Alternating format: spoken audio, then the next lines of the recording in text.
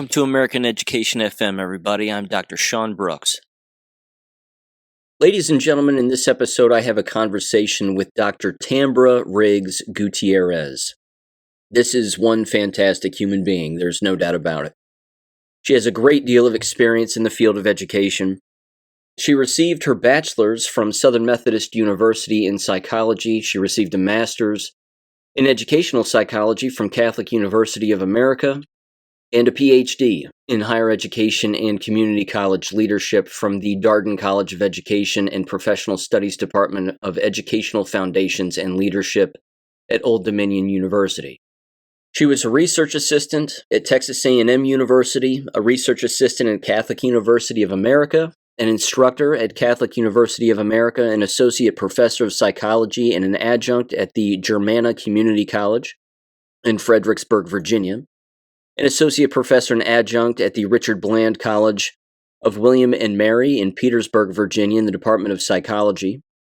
She was also an associate professor of psychology and an adjunct at Laurel Ridge Community College, and ultimately she wrapped up her career as a lecturer in psychology at Longwood University in Virginia. Fortunately, she didn't fall for the COVID lie. That's not true with all of her colleagues, of course, and former colleagues. They unfortunately did. But she details again her time teaching, what she witnessed, what went on, the sad decline that she has seen, unfortunately, among a great deal of students and, of course, the entire business. She lays it all out, and she has much to say and much to share. And she's a listener of the show, which is fantastic. So in the past, when I've said our Virginia educator, and she's provided numerous stories for me to bring up on the show and lots of information, this is who I'm referring to. So again, she's no longer at Longwood University, and that's a good thing because we're glad to have her on our side instead. So ladies and gentlemen, give this a listen, and I'll catch you next time.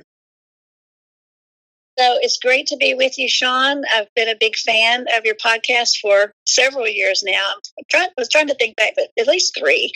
I'm not sure the exact date you did your school board talk, but it was certainly sometime around then. But it is great. And again, I'm Tambra, I am Dr. Tambra Riggs-Gutierrez. And I do have what I feel like is a pretty kind of all-encompassing higher ed story. I think that will hopefully be interesting to talk about. And I will start with not too much background, but you can guide me on that. I was born and raised in Texas. I do live in Virginia now, and I am the person who's usually sent you for the last couple of years at least some things going on here in our particular area in Virginia. So yes, born and raised in a suburb of Dallas and spent most of my life there. My 2 children were born there, but when they were 4 and 5, our family relocated to the Washington, D.C. area. So going back just a little bit before that, because my own personal higher ed experience is going to weave throughout my story, because I think it's really a critical part of my background. So what happened for me is I did just always was interested in school. I always enjoyed school myself, maybe not as much maybe in high school, but, in those earliest years, I just loved school. It was for me, when some little girls play with dolls and things, I had some, but I lined them up and I was just teacher, to them. So that just seemed like my real natural talent and what I really desired in life, even kind of thinking ahead to future life. I would always just say I wanted to be a teacher. So I did go on off to school. I went to Southern Methodist University, SMU, there in Dallas, and studied for my bachelor's in psychology. And as is a lot of times the case with a degree in psychology, unless you're going to go to grad school and pursue some further education, there's not as much. I guess maybe today it could be a little different, but I was really, really, there was a point there in my early 20s, I was really ready to be out of school. The next significant thing that happened was the birth of my son. I do have a son and a daughter, and I realized, what am I going to really do with my life. Were a couple of really influential things that happened upon being pregnant and knowing, okay, I've got this new little being in the world. One of them was entering my first doctoral program, and that will be significant that I said my first doctoral program in educational psychology, and that is my professional background is educational psychology. So he was born in November. By January, whatever, when the spring semester started, I found myself at Texas A&M in my first doctoral program, educational psych. Now, what happened there is I was in school for quite a while, loved it. This particular educational psychology doctorate was under the umbrella of the psychology department, whereas my next one, we'll get to in a minute, was under the School of Education. So because it's a hybrid profession, educational psychology, that's very, very frequent. So I just loved my time there. I was able to start most of the coursework in a sort of a satellite location. That was when distance ed, I think they called it distance ed, there'd be, kind of that remote.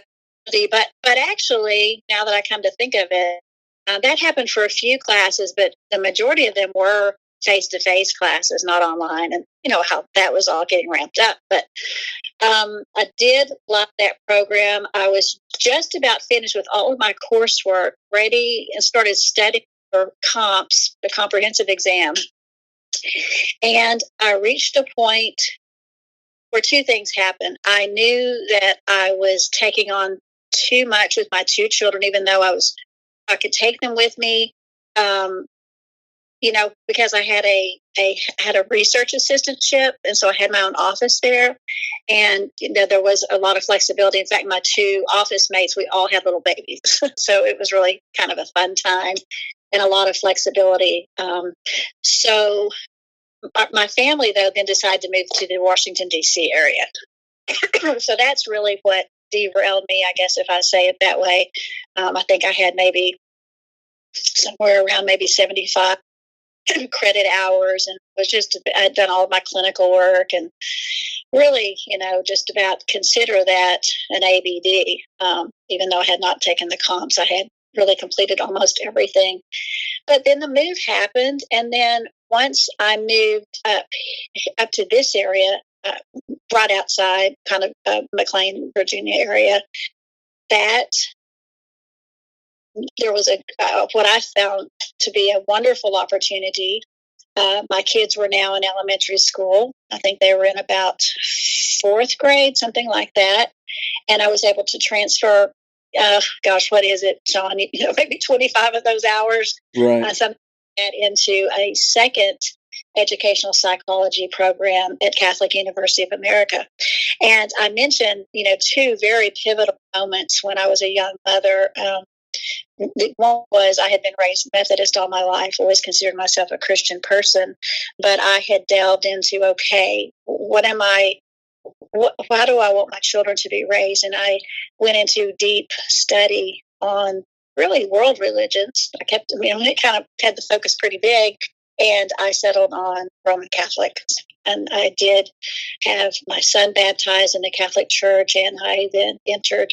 Really, he was baptized first, and then I went through the classes to convert. And soon after, within months, I became Catholic too, and that was a very big decision in my life that is still a very huge part of my life. So whenever this worked out for me to have a kind of a fellowship, research assistantship at Catholic University of America, and that they had the educational psychology doctorate I was looking for, that was just a really wonderful thing. Again, the kids were pretty busy all day. I just made sure I was home, by the time they got home, and everything rocked along. I never thought anything about them being in public schools. When they were in about first or second grade, I deeply investigated and considered Catholic schooling for them. And that they really wanted me to teach there as well. And I just wasn't willing to, teach full time. I was pretty busy still with my degree work, and I just knew that that I couldn't make that work. So we stayed in a nice, one of the best school districts in all of Virginia, Fairfax County schools. So we rocked along with that, and I completed all my coursework there. And what happened with me on that is that, well, that's a whole nother story. But the bottom line is I ended up being ABD there. A lot of my faculty, this sounds morbid, but they died. They really did, because they were already kind of up there in age, and they even discontinued my program. I was still hanging out there at the dissertation proposal stage, and so on and so on.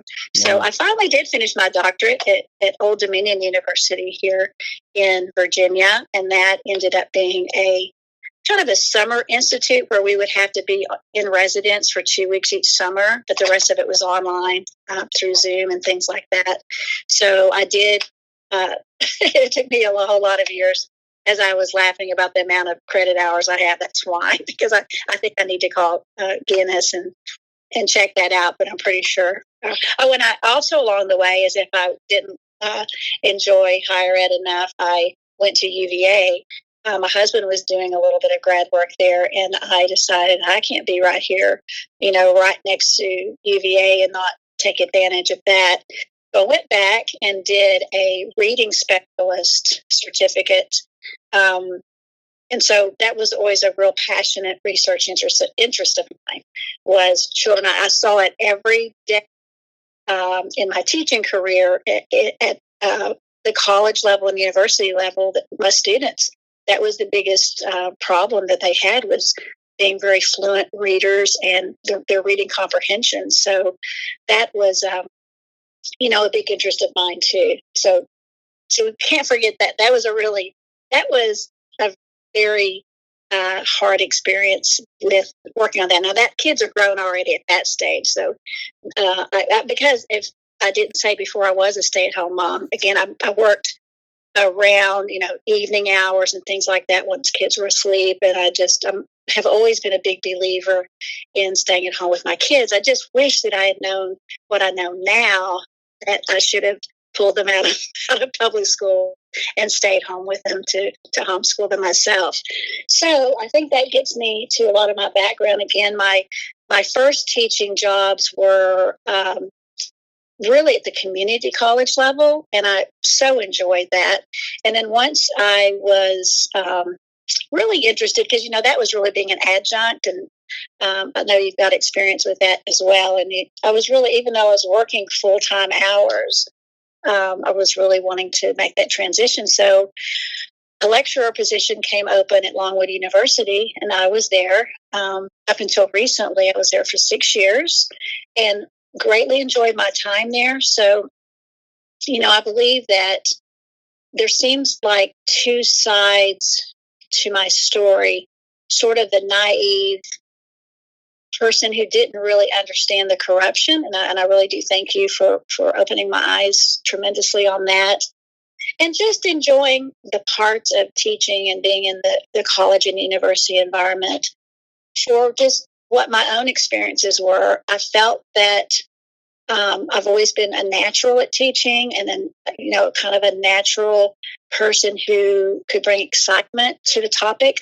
My background, my main background is really kind of almost, I guess you could say, a minor is early childhood development. But I greatly expand that to being lifespan development. So most of my course load was typically combo between intro classes, would have a lot of freshmen in those, and then teaching lifespan developmental psychology. Those are my two primary subjects taught. I also greatly enjoyed, I almost went into forensic psychology, so I greatly enjoyed teaching psychological aspects of the criminal mind and things like psychology and the law. And I also always had at least a course or two, either in the summer or winter term, or even in the regular terms, of abnormal psychology. Of course, that's now called psychopathology, is kind of the way the term trends now.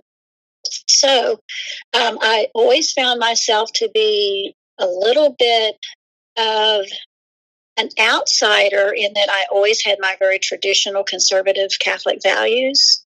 I never hid that from well, I never hid that at all from my students. Let me kind of back that up and say, but as far as administration, department, colleagues, that sort of thing, I would say that I was always I was social, but just to a degree, and I kept my conservative values, certainly political values. At my last job, especially, majority of the faculty were atheists, and they were really vocal with that, Yeah.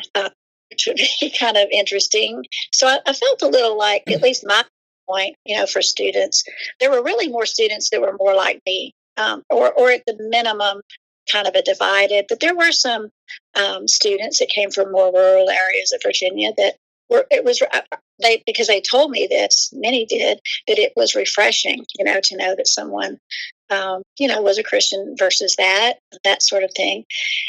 And then you just definitely, when departmental meetings would turn to political, especially presidential political elections, I was definitely, mouth quiet on that, because it was so obvious what they thought, because they said it, what they thought of anyone that wasn't liberal.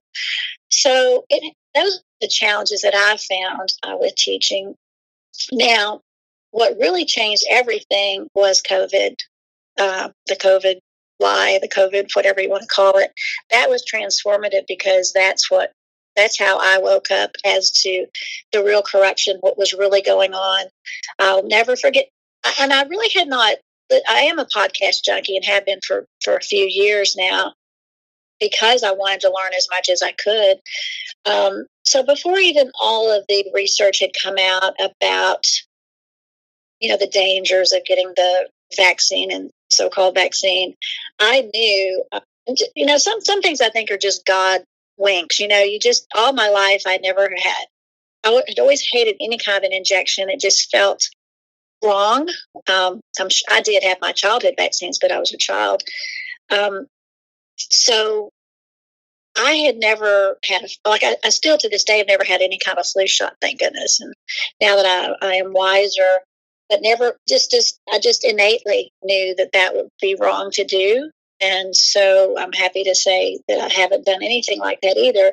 And then when it came down to, for my job at the university, they did very much mandate the shot for faculty, staff, and students. And I was ready that summer, when they were wanting us to have that coming back the next fall. I was ready to walk away from my job that I really did love. And thankfully, there was the exemption that they did, and I had to fill out a whole lot of paperwork. I felt very much alone out there, that probably everybody was having the vaccine but me. It feels like that. And it's funny, because you later, as you get deeper into it, you realize, the majority really was vaccinating to the hilt. They're still doing it. They're on their however many, right? And they always are sick the next week, and you're just like, are they going to ever figure this out? So many had health out, so many have cancer now, so many, just horrible things, and just dying, just deaths, just young deaths, and no one is, it's not clicking together for anyone. So that was a real moment for me. I had a talk with my priest. I knew some other ethical reasons to not take it, but I mainly was falling back on, I'm thankful. I really was falling back on that. But then the news started coming out about the real dangers. So I knew I was going to walk away from my job if they were going to force me. So that felt good. It's like I really had a line in the sand. I was a little bit paranoid about now who all's going to know that, what information that I'm putting up this fuss and getting this religious exemption. I was awarded that, but then they came back and were saying that I would have to go for monthly COVID tests at the clinic right there on campus. And you would have to make an appointment, and it would be at 5:00 on these days. And I thought, not going to do that. I was already wise enough that, those are meaningless to begin with, dangerous. And then, but really my biggest was, that's going to completely out me. because I'm going to be pulling up. It's sort of like a little shopping area adjacent to the campus. And it would be like you could just sit in your car and see who all's going in after 5, right? Each day of the week. Incredible. And because I reserved that just for testing for faculty who had refused to take the vaccine. So I said no to that and got an exemption. I was wondering if I would get that one, but I did. And I really didn't get pushback, I'm really happy to say. So that went better. I believe we were still in the throes of the stupid masks. And there was one semester there, and I'm not going to remember the timeline of that. It seems like it was that fall when we all went back, that first fall, where they were making you mask up. It was crazy, right? Students couldn't sit next to each other, so you're all spaced out. And we were all put all over the campus in all these random places like auditoriums. And, one time, even though I tend to have 25 or 28 students per class, we were like in this huge auditorium, and I was up on the stage. It was really, it's an okay way to teach. But what bothered me and why I had to go online that semester were all the disinfectants they were using. And I have asthma, seasonal asthma, and it was just killing me. And of course, I couldn't breathe with the mask on. And yes, I will admit to being stupid enough to wear a mask, because that they were not budging on that, and I didn't know the dangers at the time. I knew that when I had it on, I felt terrible and almost like I couldn't breathe and I was going to pass out. Yeah.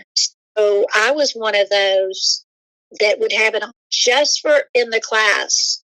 But the minute I was out of class and back in my office, that was off.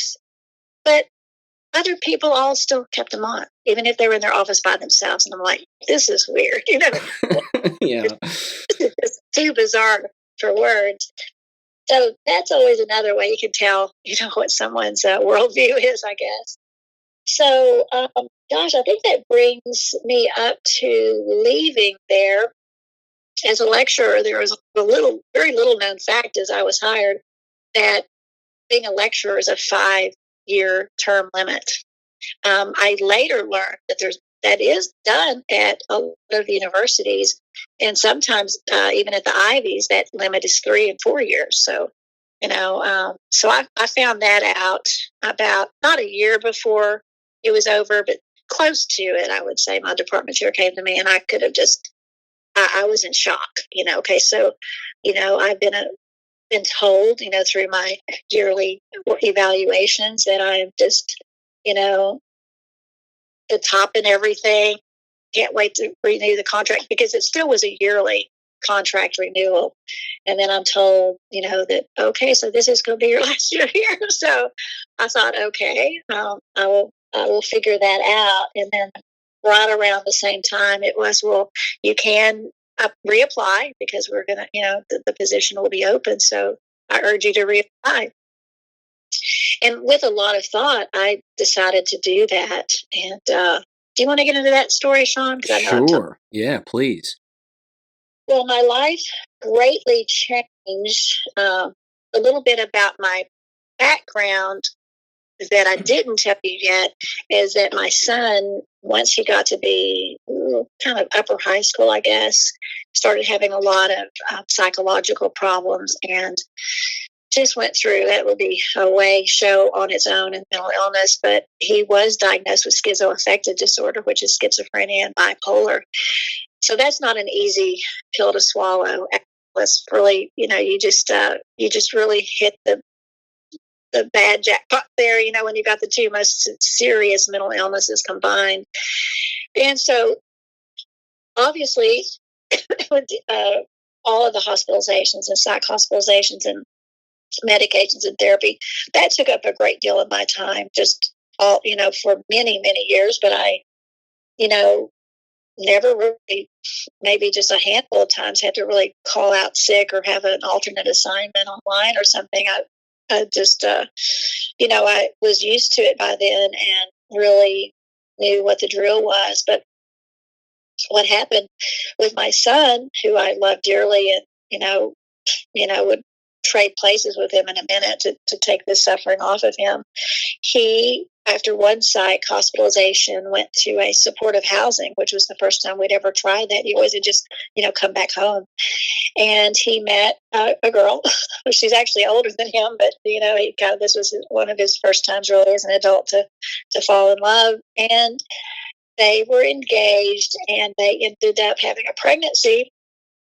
Surprise, surprise, right? And that little baby is now 17 months old, and my husband and I have legal custody, and are raising him. And I don't know if I've told you this yet, but a little brother is coming any minute. So my life just completely, just overnight changed. And I mean, I couldn't be happier about it. I hope you can hear the joy in my voice. Yeah, congratulations. Thank you. I mean, that was, it's just, we're ready, right? It's another boy, so we've got everything we need. But I'll never forget when I was going through, do I want to continue? Just what am I going to do, right? And I'm very much, again, my complete philosophy, what I preach to my students and have for years is, it's so important, especially if you can't do anything else, at least the first year. But my preference would be 0 to 3. And again, this is what my background is, educationally and professionally, is all those early years, attachment, style, just everything pertaining particularly to those early first years. So my heart was in it. And I'm a person who tries hard to walk the walk, talk the talk. And so I really almost didn't apply. Because I knew my heart was telling me to, I'm going to be home with this baby. So what I did, because I still had a year left on my contract once this baby was born, or 2 semesters, I should say, I took him to school with me every single day. We got custody at 2 months, and it was summertime when he was born, because he was born in May. So it was when it was time to go back that August. I just turned my office into a nursery. I have to say they were very good about it. It was in my nature to sort of just don't ask, or ask. What's the little saying? Well, kind of a don't ask, don't tell, but don't. It's better to ask for forgiveness, or however that saying goes. So I just turned my office into a little bit of a nursery. And I chose some of my best students, nursing and psychology students, to watch him while I would go run down the hallway, steps away, and teach my classes, two a day or 3 a day, and just made it work, because I told that I couldn't get my paid parental leave or any of those sorts of benefits, even though I was authorized for paid leave, but my department chair, upon many requests, said that it was too late, that you have to give 90 days notice, to which I continued to send her the legal documents and saying, how this all just happened. Doesn't this sort of like fall under emergency? I suddenly have this little 2-month-old I'm raising. And that started a really big downward trend of them just not, the same thing happened the following semester, that it was a real big, it was something I was entirely entitled to. HR even agreed that there was no reason at all that I shouldn't get my family leave. And I did pursue this legally, and that's a whole nother disappointment, because I work for the state, and you cannot, they have so many, they have such immunity, I guess that's the right word, immunity from so many different lawsuits, unless you're trying to file something that's a sexual nature or gender related nature. Aren't you surprised, Sean? Amazing. That's it. You cannot sue. You cannot get punitive damages. I certainly have a case. My attorney, very much believes I have a case, but in the end, would it really be worth it when you can't get any type of damages? And for what I went through, and in the winter, bundling my son up, my little grandson up, and I felt guilty. I mean, I had a 40-minute commute each way, and here, I just felt that I was not giving him the ultimate, but I knew I was giving him the being with me all day, every day. So, I mean, it wasn't, it, in hindsight, I just, I was obligated. I was under contract.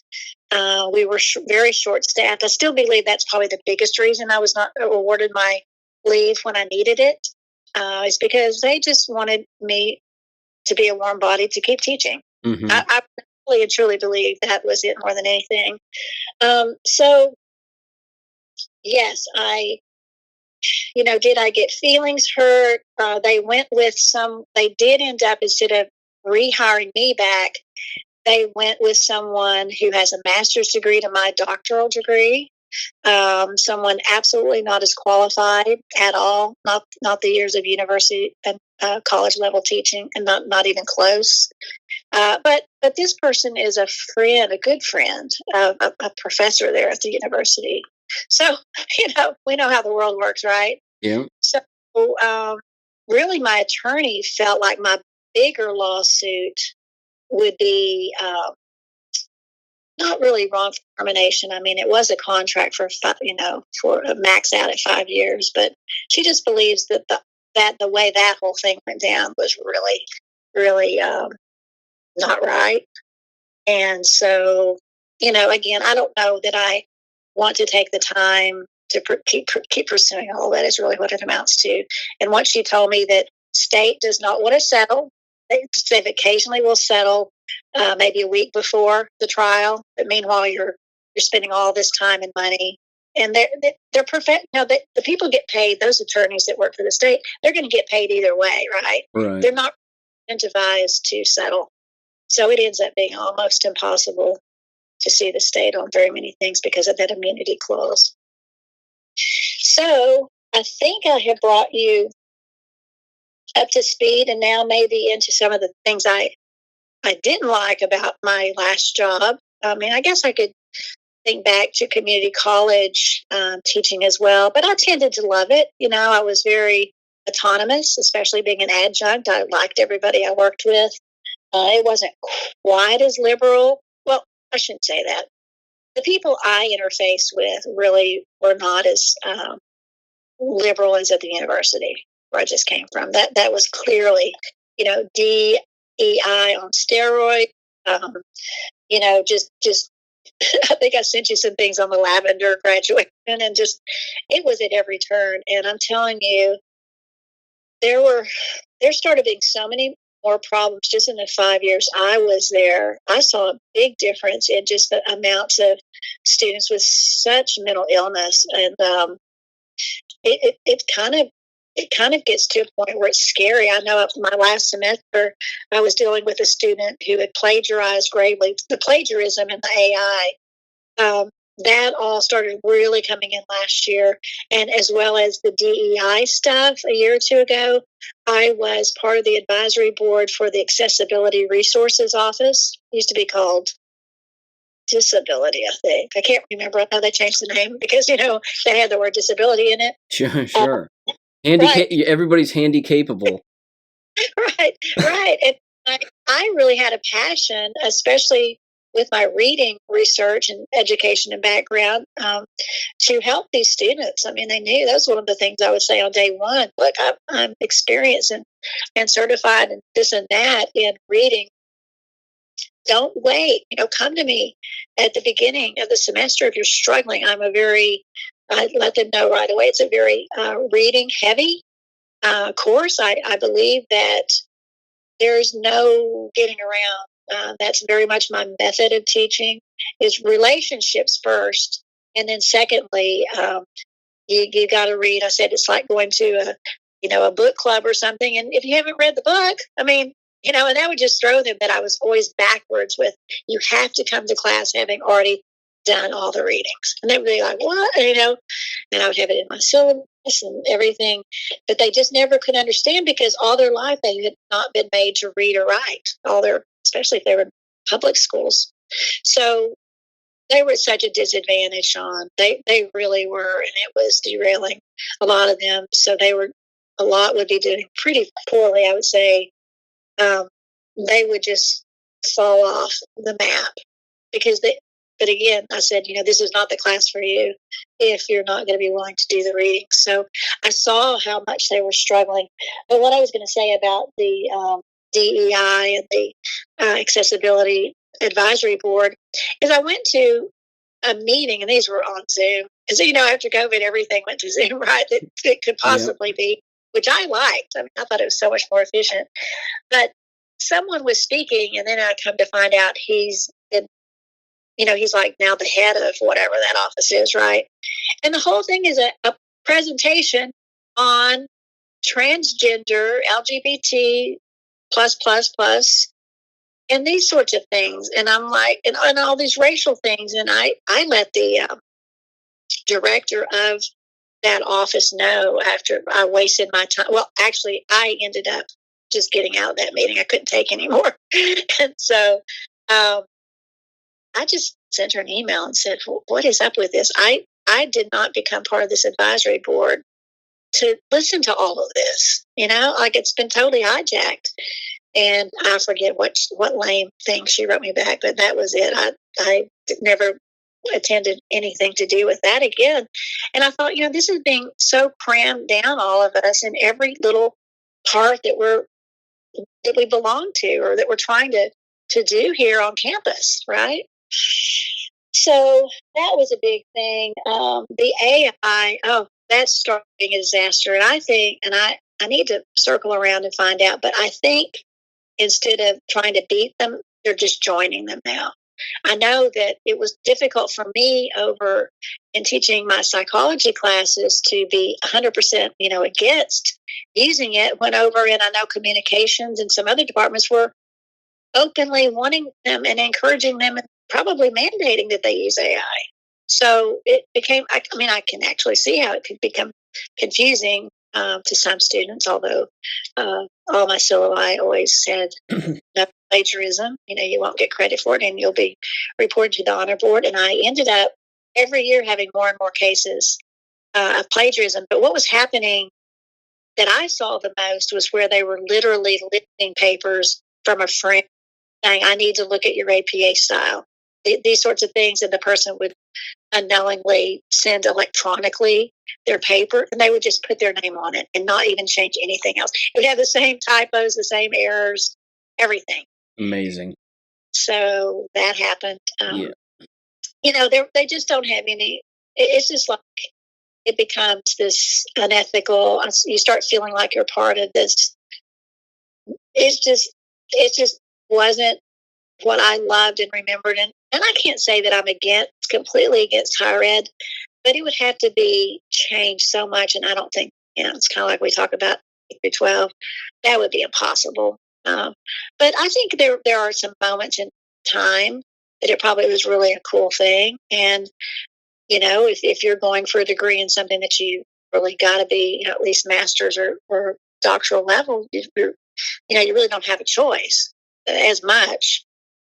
Would I want my little grandsons to go to college? I'm not planning it. I'm definitely homeschooling both. And if they really have a desire, I would tread really cautiously as to what I would pay for, really sending them. But I'm not planning to raise them to be on that path. I've learned about what these places are like. Parents give up their authority over their children too easily. And I wish I had known. I know I keep saying that. This is my second chance. Usually no one gets another chance to raise little ones, little woke babies, I call them, little woke babies from the moment they're born. They're not getting the garbage vaccines poured into their little tiny bodies. They're going to know what's taken me a lifetime to learn. It's very depressing to learn the truth, right? I've talked about that before. I know that summer that I considered myself to finally be red-pilled, I really went into a bit of a depression, and that almost never happens to me. I'm more an anxiety person versus depression. But yeah, my time there, the plagiarism became really, really a problem. And it's such a sad thing when you're having to spend so much time in that headspace now that you're like just looking for who's plagiarized. So, I mean, we would have the, it must be escaping me because it's just too painful to remember, but the softwares where, you check, and comes back with a percentage, right? Sure. And, yeah, I think the anxiety was really hitting me my last semester on the first day. Well, you know what I really think it might be, Sean? It was everybody coming back from the winter break, first day of spring semester in January, probably, so much shedding going on that my second class, my first day back to campus that semester, second class of the morning, I barely got started with my lecture and my vision started pixelating. I thought, oh my gosh, what is going on? I mean, I really got scared. And I thought, I need to tell. Here I was sitting up in front of the class, and I need to tell somebody, right? So I stopped what I was talking about. I said, guys, I need to tell you that I'm not feeling well at all. And just in case I pass out here or something, that it was, it was the pixelation. And then the cognitive part started kicking in that I couldn't think of certain words. And that really scared me. So I stayed in there just a few more minutes. I said, I'm going to have to call class, guys. I've got to get to ER or something. I mean, I don't know what's going on. I mean, I have no idea why I'm feeling like this. So I let my chair know that I was going to go over, to go to the hospital and get checked out. So I ended up, and here I've got a little, how many month old little baby with me? I don't know what in there, but maybe 6 months old or so. And so I drive myself, which was probably a bad idea, but I did get there, and I don't even have high blood pressure. My blood pressure was 200 over, I don't know, something really high in the hundreds, and I've never in my life did that. And so they checked me out very thoroughly in every way possible, and I kept feeling better and better, and then it turned into a giant headache, right? But I still don't know. That came on as quickly as it went away, and I don't know. I mean, do you think that could happen with shedding? Absolutely. In that instant, no doubt about it. If you're talking about either January of 2021 or January of 2022, it was just this past January. Okay, yeah, sure, yep. And I know that I had started talking. This was another disappointing thing. Students in that age group, they really don't understand and consume any of the podcasts and media that they should. Because I was talking in one class about the vaccine and it causing, let me think, I don't remember what particular symptom, because there's so many, the side effect. And this person had never, the heart attack situation with young men. Yep. Was completely clueless. And that was when all of that had been, this was not years, this was like maybe 2 years ago. And he had not read or heard a thing about the connection with heart problems and taking the shot. So most of them were all on board. And then every now and then I'd have a student that would say, yes, but this best friend of mine now has MS. And it was right after that. And the students just all being so sick all the time. That was the other thing. Or family members dying, and not just to get out of doing something they really did. They really did. Sure. I mean, because they would get all of the authorization from the dean of students. I mean, this wasn't somebody just saying or making it a lot of death, a lot of unexpected deaths in their families. If memory serves, too, not to interrupt, but if memory serves, you also sent me some emails, at least one of 2 staff members at your previous university, which is Longwood University, correct? Correct. And either, I believe, both of them had died suddenly, quote unquote, or something along those lines. So it really did say that, even though it was already retired age. The other one seems like I don't recall their ages because they were not anyone that I knew. They were already both retired, but they still weren't that. They weren't 80s or 90s. They were maybe at the most 60s and 70s, something like that. Yeah. But the key word was they did in that obituary. Well, everything always did say suddenly. It wasn't any illness or long illness, like sometimes it said. Let me ask you this real quick. I've been dying to ask since you made mention of it. You said that you approached your priest to talk to them about the whole COVID response and how everybody was behaving and things of that nature. What did they tell you? And what was their stance on all of this? Well, that is really interesting. I mean, I at first was because it wasn't so much about not very much out yet about the real dangers. I mean, like the really dangers of taking it. I was concerned about the ethical with the line of aborted stem cells and embryonic cells that are in the vaccines, which are in like most of the vaccines. So I was coming at it from that ethical kind of what is my faith saying about this. So I want to back up 1 second because I really do want to make clear, I think this is gravely important. I am Roman Catholic, but when I moved down, a little bit further south, kind of all my teaching jobs sort of just kept moving me more down into Central Virginia, Charlottesville area, where we still are. I lost my train of thought. Sorry. I know what it is. I had always just been, and then this is going to sound like maybe you won't know and with you not being Catholic, I think you are, pretty sure you said you're not. I kind of I've always been very deep in study. Oh, I have actually some more schooling. You know what, Sean? I just completely forgot. When I had finished at Catholic University, everything but my dissertation, for 2 years I went to Theological Union, which is a Roman Catholic seminary. We had like a lot of priests and nuns, but we also could be a lay person there. And I studied Franciscan spirituality. So I have always been really deep in my faith and learning more. Well, we ended up living in an area that's next to a very traditional Latin mass. And so my husband and I, about close to 5 years ago, you know what? I'm wrong on, I think I was for 6 years at Longwood. It seemed like it was a 6-year limit. I'm not sure why I was saying 5, but we ended up realizing that there was a Roman Catholic, very, I would call it Latin tradition. Very, more specifically, we do not really believe any of the teachings of the Catholic Church that are encompassed in Vatican II. Do you kind of understand what I'm saying? Sure. Like modernism. So right. we modernism of our Catholic faith.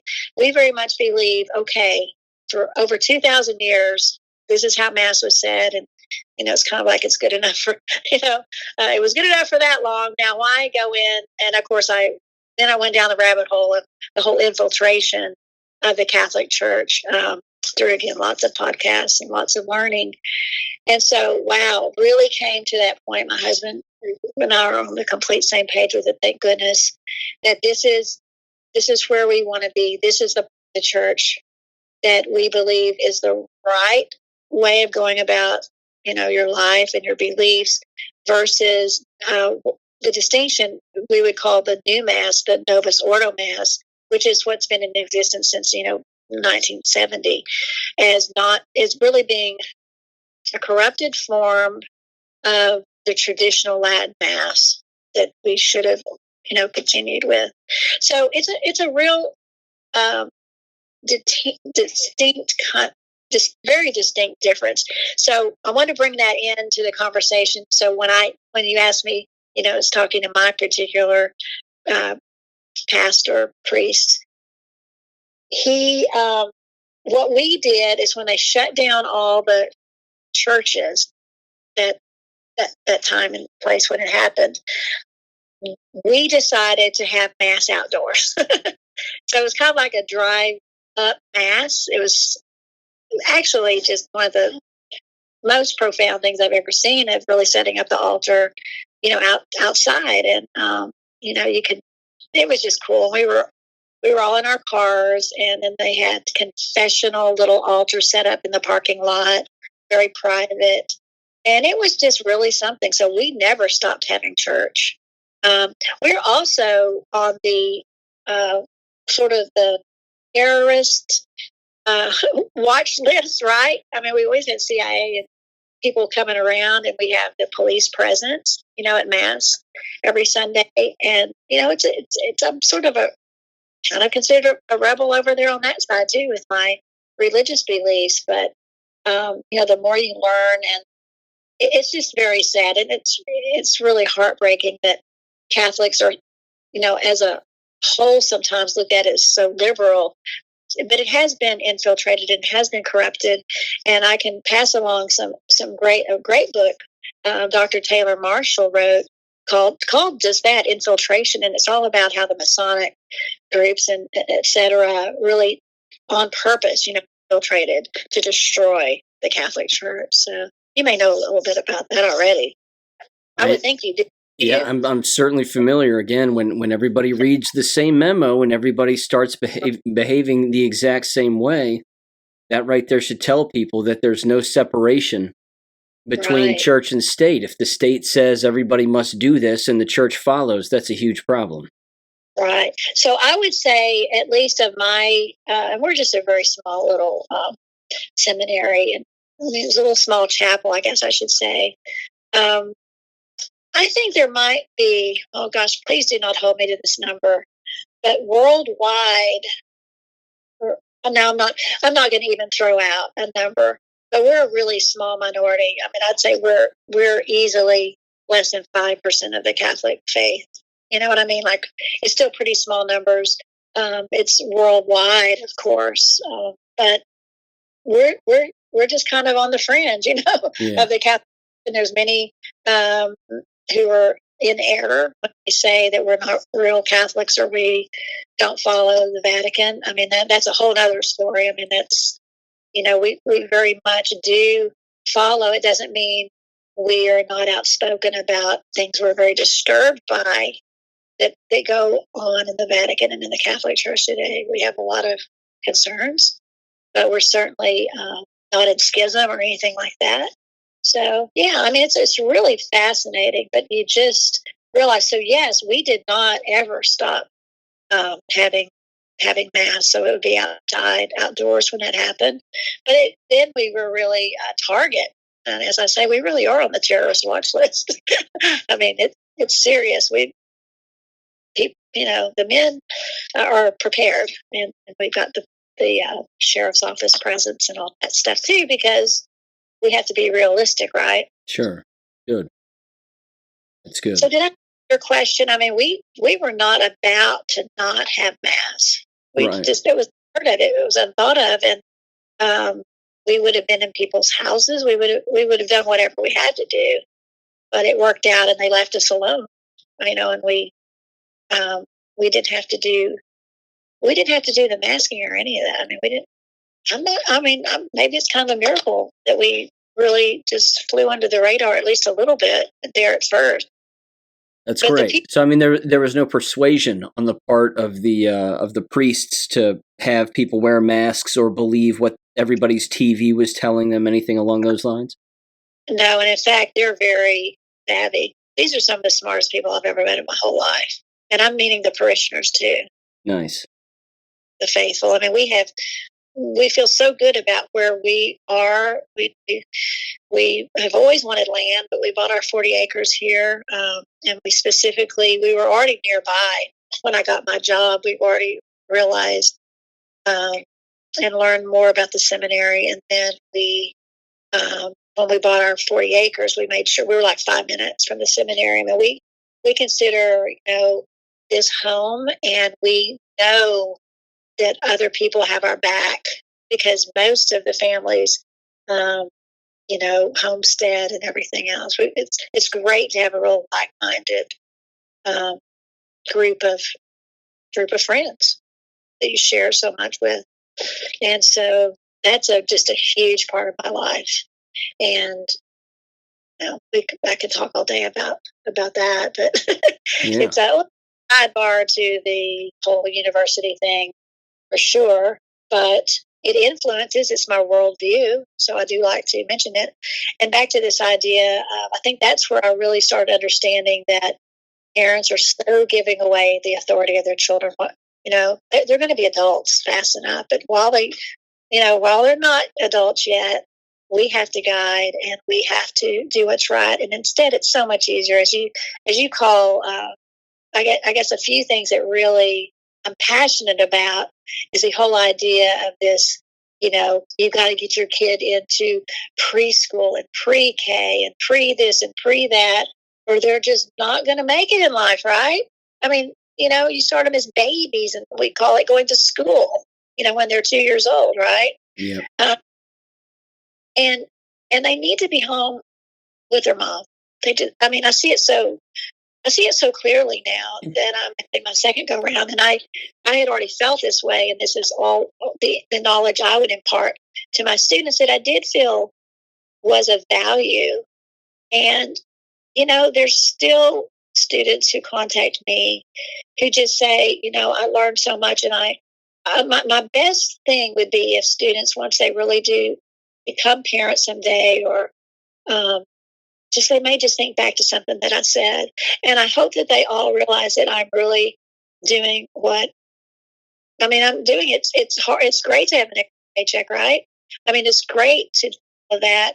And it's very fulfilling, especially me who took the longest route possible to get, my PhD, right? I mean, it couldn't have taken, I guess it's taking some people longer, but oh my gosh, to finally have that ego. I'll admit it. It was fun, to have doctor in front of my name, while I was teaching and all those things. But my job, what I'm meant to do right now, is raise 2 little boys, to be strong men and to get a start in life with, not having a bunch of garbage pushed into their little bodies day one.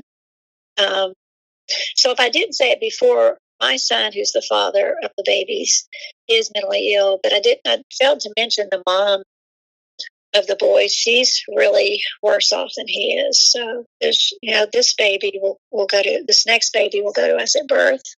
And I know that that's going to be any day. So we're pretty excited at thinking of names and some of those important things. But it's, I really had to thank you, Sean. And I don't think you will mind me mentioning this, but I remember one of our phone conversations to where I was trying to decide, about staying in higher ed, just how it feels kind of unethical at some point. But, and my little grandson, who's 17 months now, was really, really little. I mean, a matter of months old, right?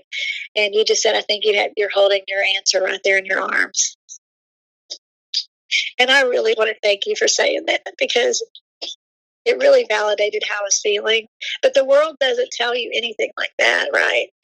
Yeah. The world is so, what are you thinking? And we're so programmed. Do you know, I heard something the other day, and I wish I'd had her name ready for you, but I heard such a great podcast. I get so excited when there's someone who believes in really more the traditional lifestyle of being at home. What a revolutionary idea, right? To raise your own kids. But she talked about how it has gone on long enough now where moms are just always immediately right in the workplace, and these babies are maybe a few weeks old, just as fast as they can get back to work, right?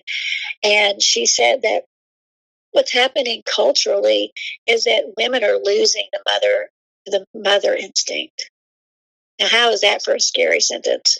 And that's how you kill a country right there. That's how you kill multiple generations of people. And yeah, it makes me sick to my stomach. Because I think that, I call daycare day orphanages. So I let people know how I feel about this sort of thing. Again, my students heard that from me a lot. So if I impacted just a few of them, right? And to think about these kind of things, before you have a baby. I mean, if you're really just going to go complete career path, one part of my background that's pretty profound is I had 2 aunts and of course we say aunts in Texas, right? Instead of aunts, just like the little thing crawling on the ground, aunt. So these 2 aunts were so instrumental in my life because it let me know that there was that kind of opportunity in life. But what I had to remember is one never married and one married but never had children. So they made that decision, which was the right decision for them. But now, no one really looks at it that way. It's to the point now, it's just expected. And now the men that they marry, if they even get married, right, they're not supportive of their wife staying at home.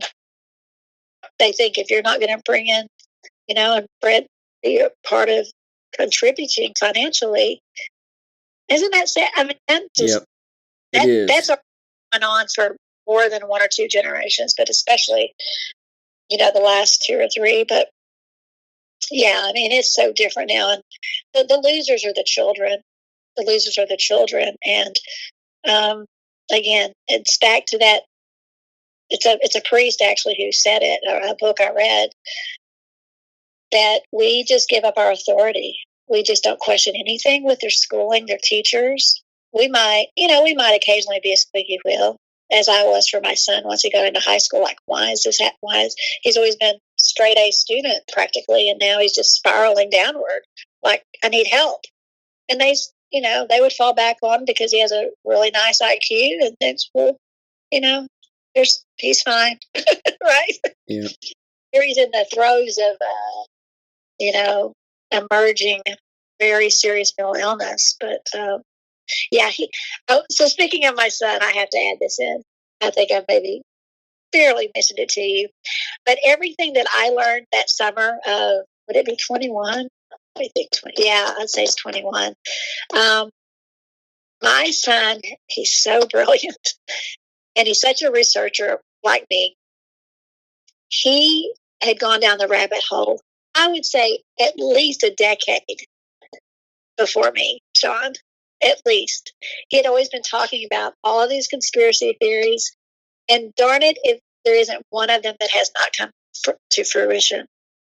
And I mean, down to, everyone's kind of waking up to all this crazy music industry stuff with Sean Diddy Combs and all that. I can't even stand his name to even say it, but my son was talking about that exact stuff, and just all of it, as well as all of the schooling. And I think that's one reason he just put his head down in high school and just said, he knew it was BS. I mean, he knew it. Yeah. And same with everything. I mean, there's too many examples to give, but the political, the just everything that you're talking about today, like this week. I mean, he had it figured out. How I don't understand, but I thank him every day. Like, just thank him every day of just keeping on. And even though he's not really technically, well, it was really the COVID stuff and all that lie that really opened my eyes the most. But he was the little spreader of seeds for many years, many years. He's 30 now. So, I mean, it's been I guess what I would say is he had prepared really the ground for me to accept it. Is that how you would describe it, Sean?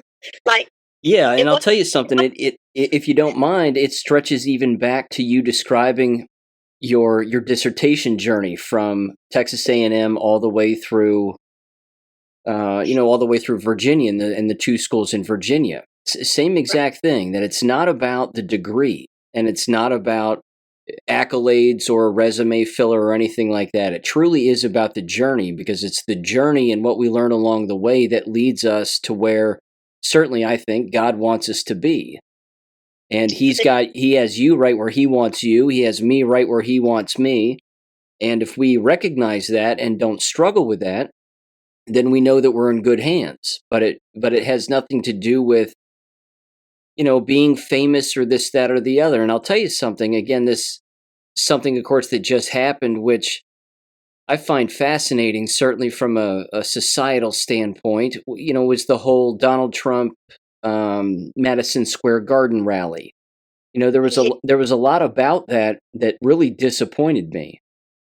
I Well, mean, there's I haven't listened to too much on it. I just heard a little bit today on a podcast, and I think what really I started feeling that way too, Sean.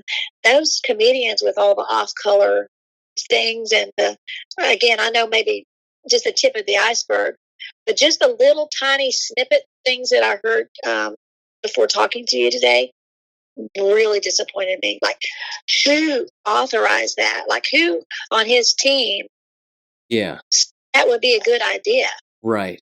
And for me, again, the entire, I mean, if you look at all the different speakers, for example, you have to ask yourself again, is this a dance party? Is this a comedic session? Is this a circus? Or are we at war?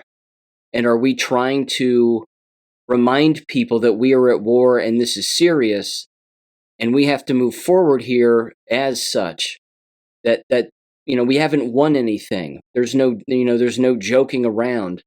And you can see it, and frankly, you can see the seriousness, I think, in the class of where we used to be, both as descendants of Europeans, but also where Europe used to be, back when Europe was a classy place to be. And in my opinion, it exists in Melania Trump.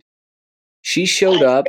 She gave a speech. It was very quick. It was no more than 4 minutes long. And it was, again, she was classy. She was direct to the point. She wasn't cracking jokes. She didn't go on some rant about one political ideology or another, or one stance or one religious stance over another, or one racial thing over another. It was, we're Americans. This is a problem. This needs to get fixed. Let's all fix it. And then she was off stage. Other people got on there, and they got on there for their own personal reasons and their own religious or political jabs, or they're blackmailed or whatever it was, but it was all over the place. And as far as I was concerned, it looked disorganized. I understand that it's about winning the election, but there's more to it than that. And if I was to summarize it, I would just say that much like when here locally where I live, when we pressured the school board member, who is a complete degenerate, to ultimately resign. When I heard of his resignation, I was happy for all of maybe 5 minutes. And then I thought, the war goes on here. A battle has been won, but the war goes on. For me, it's no different with this election. I mean, if we win the election outright, that's great, but that just means we need to be on point a little bit more because the war goes on. So, correct. Yeah. I think it's really, and I hate to say it, but so many people have voted already, but it's just so unwise to do it right now, to do something like that. It's a real big disappointment. Yeah. I mean, you don't want to be losing people right now. Right. Yeah. And it was funny, that really wasn't. And just, I'm going to have to explore more about it, but just a teeny couple of minutes I heard about it, I was just like, oh my gosh, who gave I guess we know who did, but still, that's something like that. Probably so much of your staff and team was really in charge of. I'm not trying to give Trump a pass, but like, I don't know. It was just too out there. Yeah, you don't have to. Again, it doesn't have to be a circus. Basically, as I said, I think in the Substack here today that I threw together kind of quickly, I reference a particular article having to do with the pro-America rally that did take place in 1939 at Madison Square Garden. And again, there was no circus, there was no rap music. There was no, women shaking their asses on stage. It wasn't a thing. It didn't happen. It was very direct. It said, we have a problem. The problem in our country is communism and Bolshevism. We can't allow this to continue. And yet, unfortunately, on that stage at Madison Square Garden on Sunday, you have individuals advocating for people who support communism and created it. And that's a huge problem. So they're spinning it. That they're spinning it is all the Hitler stuff and all of the. Yeah, I mean, I've already heard, that was part of what I heard too. But yeah, it's not the timing to do it. But it almost, what really came to my mind, the first thing, he's so famous for his gaffes, but I think it's still his ego with how they were always trying to say that his rallies don't have that many people. And remember, even back after he was elected, they were still, they always are trying to minimize that only a few people showed up, right? Sure. And Madison Square Garden, I think it holds 19,500 people. It's like, and it's sold out. And sold out quickly, apparently. I think it's just this little, this is proof that right. Yeah. And I fully get that. It's just like the McDonald's thing. Yes. I mean, same kind of deal, but at the same time, there's more going on, and you're never going to satisfy the enemy. So that just means that the enemy has to be destroyed. You can't expect them to all change their ways. There's enough Americans who have woken up, I think, which is good. But just because they make that first step of waking up doesn't mean that they're fully awake. Or that they're going to stay awake. Correct. For a thought. That's right. Because the minute it becomes too difficult or is going to, cost them something. And that's where morality, that's another really big research topic of mine, just ethics and morality. And when are you going to really be, altruistic of, even if it starts costing you something, right? That person who's just had a tiny little baby and they still want to have, they're well off, but they just, they say they'll go crazy if they were just at home all the time, or but we couldn't live in this house anymore, or whatever the excuses are. The minute it costs too much, free daycare for elementary school, because it's, it's how you're able to have your own time, right? And I hear it right now with a tiny little toddler. I get it. Believe me, second time around, I really get it. But it's got to be, just don't have kids then, just don't go for the family life. I always tell my students, there's nothing that says you've got to have kids or even get married for that point. I mean, if you're not feel called to that, then please do everybody a favor and just don't go that path, right? So, yeah, these are just some of the things that weigh heavily on my mind. But that's just such a big one on the just sort of handing your child over to really be raised by somebody else is a very scary thing. Very. I mean, that's a real, when I think about what I want to do going forward, I get a lot of peace just knowing what God wants me to do right now is to be the best mom, grandmom I could possibly be to these two little human beings and the way the world is now. I mean, I'm sure it's very scary to even bring children into this world, but it's going to happen. And, I'm on board. I mean, I'm so thankful that these children are healthy and that God chose me to do this at this time in my life. I mean, it's a real sobering, thing, but do I miss my salary? Yes. And I was there long enough and I've taught long enough to officially retire. Just last month did I finally officially retire. And Congrats. it's way younger than I thought. I'm not that young, but it's way younger than I would have thought. I think on one hand chose to be a professor that, you could just about work up until you're dead, right? I mean, it's not really, as long as you're cognitively fit, it's certainly a profession that you can keep going. One of my favorite obituaries, Stella Chess is her name. Stella Chess. She was at Columbia all of her career. That's where my aunt received her doctorate, by the way, that I was telling you about. She was in she was educational psychology, just like me. And you know what? I didn't even know that till not that many years ago. I just thought she was regular, psychology, but I didn't realize she was educational psychology. So how weird is that? But her obituary, she died at about 94, and the way she was still so prolific, and she was still doing research and still teaching. And there it says, and I always showed this to all my classes, it said, the reason they knew she died, she didn't come to work that day, or something like that. And I would always laugh and tell my students, that was going to be me. Now, that was my goal, to just keep working and yeah, laugh, right? That sure is.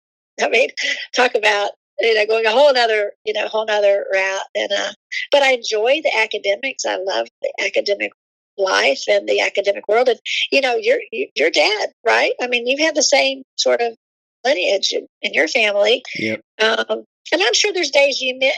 I mean, what do you miss about teaching? I mean, wouldn't it be the students sometimes, or did they start getting on your last nerve too much?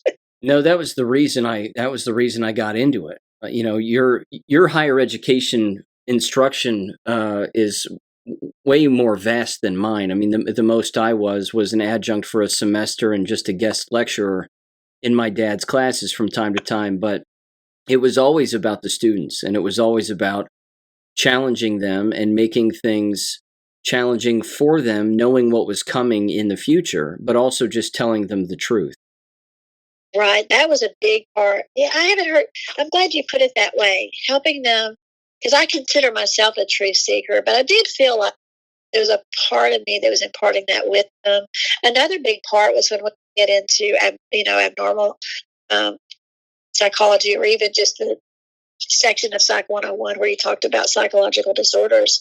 I was always quick to share my son's story when we got to those points, that it was appropriate.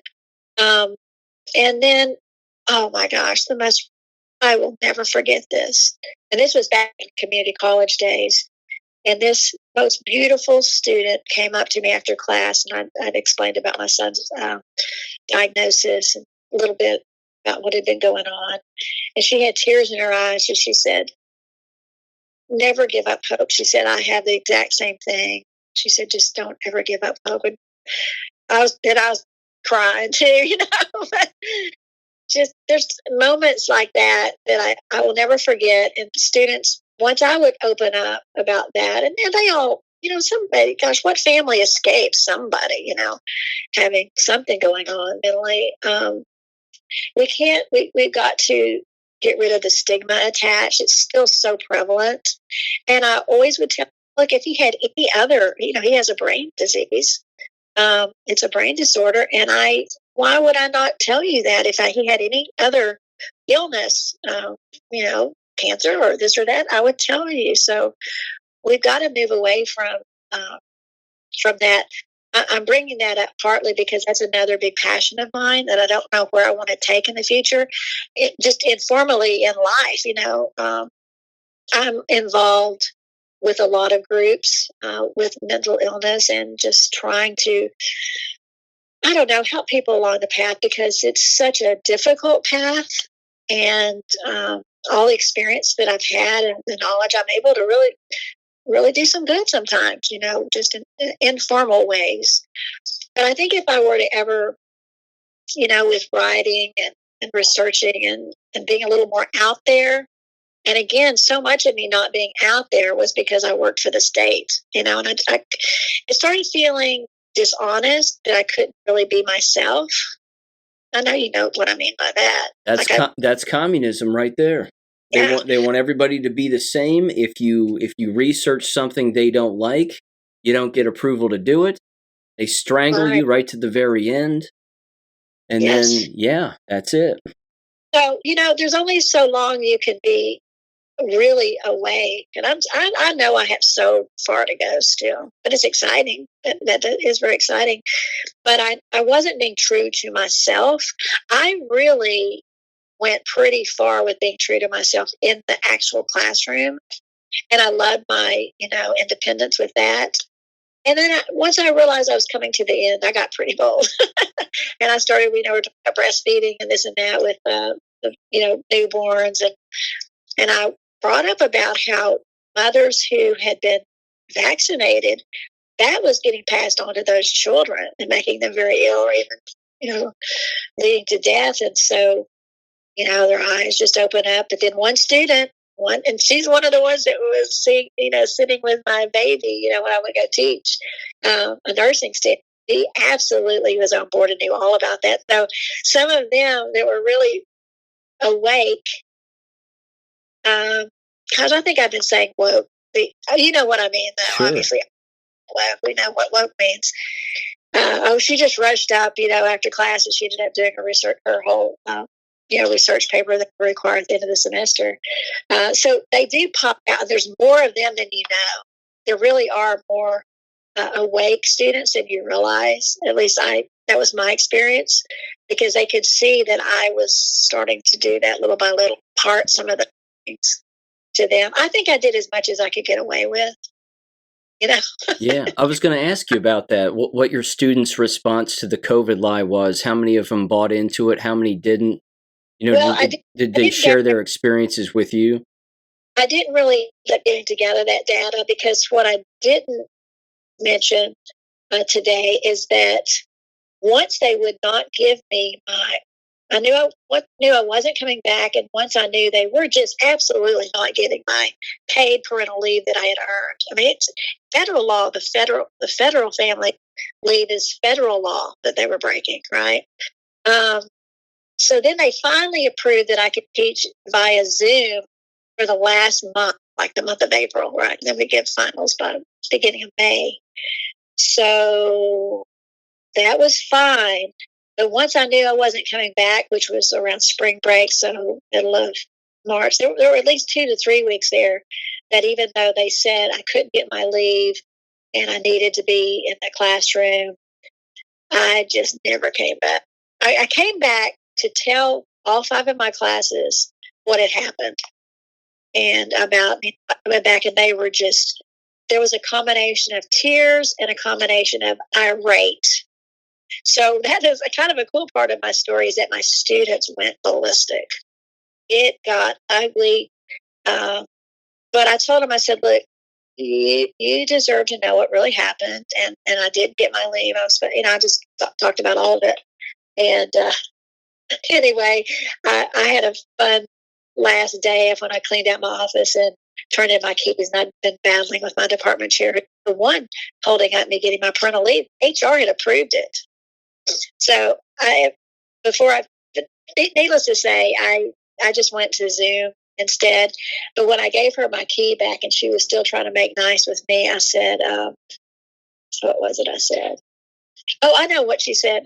She said, your students or former students are saying this person that we hired only has a bachelor's degree.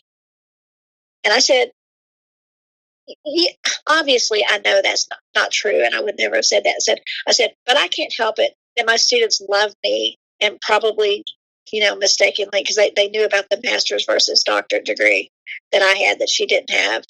And I said, so I can't help it. I said, but I'm sure that you have found, because it's so easy to just reach up into the air and pull down, someone that's going to be as beloved as I was or something like that. And yeah, I let her have it.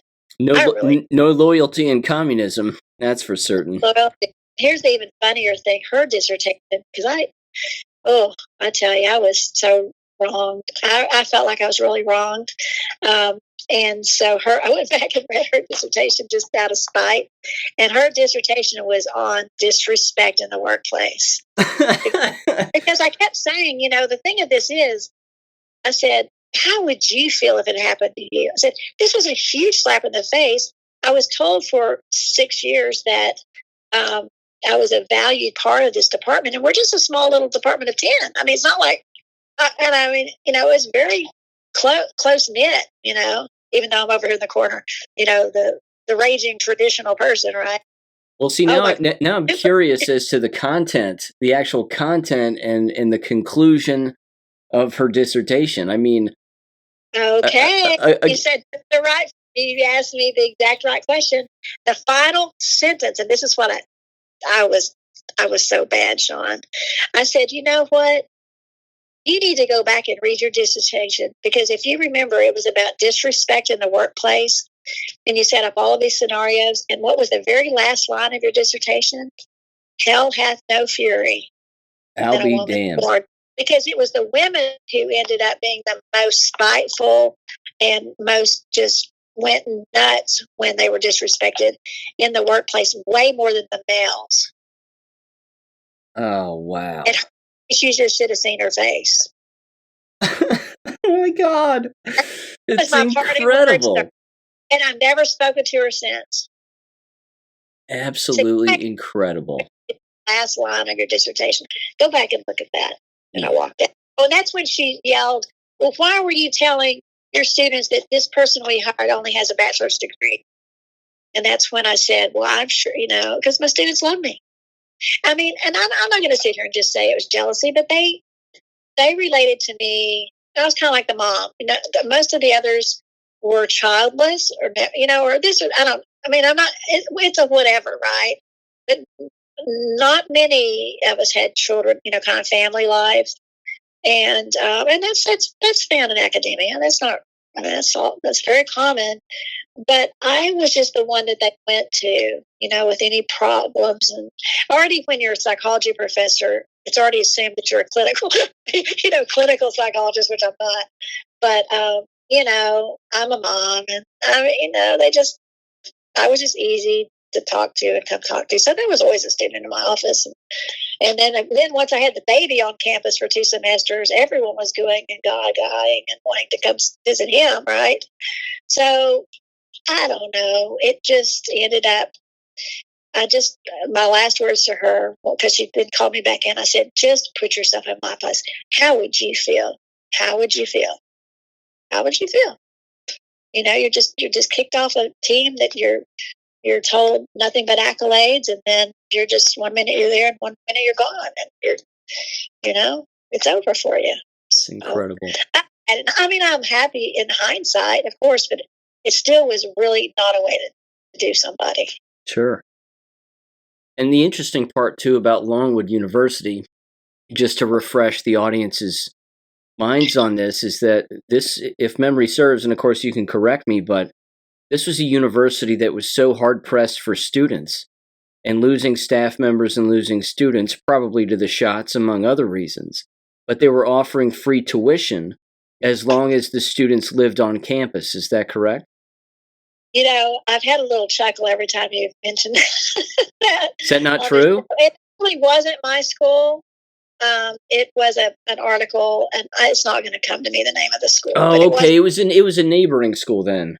I will tell you this: they put so much money into renovating 2 high rises, and it was my school that changed it to where you used to have to live on campus maybe like your freshman year. And again, I might have this slightly wrong, but I know I had students that were so mad they were getting ready to be whatever the next level, and they changed it to where you had to be there 3 of the 4 years on there campus. You go. That's right. Yeah. So that was a bad thing to suddenly do. And that was the money grab. That was a money grab. And the other thing that I feel like, and again, I don't want to speak on something I'm not completely familiar with, but I think what happened, our nursing school is really, really good. And our psychology department always were above number. I mean, there are some, popular sorts of degree programs, psychology being one of them, nursing, but they started having, they were approved to start having online MBA. Okay, this was really recently, like maybe a year or 2 ago. And then I saw across the website how it was voted, number 1 on this or that. And I mean, it really got a lot of publicity. But with that, I think the numbers enrolled were super high for that. And see, that's, throwing all the numbers off, right? To where your enrollment is such and such. But what's not realized that it's really over in that new grad program, which, it's an online and totally different. So they can have huge amounts in an online class, right? So, yep. And I'm glad you mentioned that, because this just happened locally here where I live in Oxford, Ohio, with Miami University. right. This is in the local newspaper. Miami University revamps, unifies online courses for thousands of students, adult career learners. Yes. Oh, yeah. And the other thing, that's super big because we had our accreditation right on my last semester there. Um, the big push that my department chair, my former department chair rather, she's got a big toe over in administration. Okay, but then she was our department chair for a few years. So she completely heads up this. I think it's called QSP initiative, and the whole initiative is about preparing you for what job you're going to be going into. That's what the whole campus is about now. Amazing. So it's really but all that is another way of saying what you just said. Yeah. About university. So they realize that's where the money grab is. And in the latest scandal, I sent this stuff to you, and I think you talked about it, I'm pretty sure you did, is where they have reallocated all of the donations, and it's a really big scandal. I mean, made the big newspaper and everything. But it's about how instead of annual gift giving being donated to this department or that department, maybe you have a loyalty or wherever you got your alum or whatever, and you want to dedicate over here. Instead, this past June, it was the Board of Visitors approved that goes just into one big pot. And so that created a big scandal among faculty as well as alum, and just how corrupt that was, really playing with the books. Oh, yeah. It's stealing. So the latest thing, but I have honestly not had a chance. I'm going to put my excuse on my little toddler, right? But I definitely have a minute, to really keep following that story. But that was really pretty bad. I need to give a friend of mine a call that can bring me up to date on that a little bit more. But I don't think that's going to go away fast. No. That's going to have some lingering effects. I called this business of online education and brick and mortar schools moving to an online environment. I called this 10 years ago. I said, they don't have a choice. And then the COVID lie kicked in and I went, hello, it's right here. Now look at all of them trying to pretend that they want to be or that they are involved in online education. And now they've killed off their staff members. They've wiped out the student population with the mandates. Many of them, of course, fell for it or thought that they were doing some good for the rest of humanity. And now they're flat broke. And the only way that brick and mortar schools can make money now is through forcing online education and making this the standard. It's incredible. And then, then they're being used to house, immigrants and different things. Exactly. That could absolutely happen. I know I can't remember. It seems like it's an Army base, but really not far from our campus. That's where those first people, when we did the invasion of Afghanistan, that they housed them there. So it's already happening nearby. So I have lost track of that, but there's going to always be some suspicious. Sorry, tongue twisted. Things that are going to go along behind the scenes. Now, I honestly can't say that walking around campus looks in any way dramatically less. I will say that. So I think because we're kind of a second to maybe the third year school here in Virginia, that there's always going to be some kids, that just through not being able to get into somewhere else. I love my students, but I think there was even a joke made one time of, I love my mediocre students,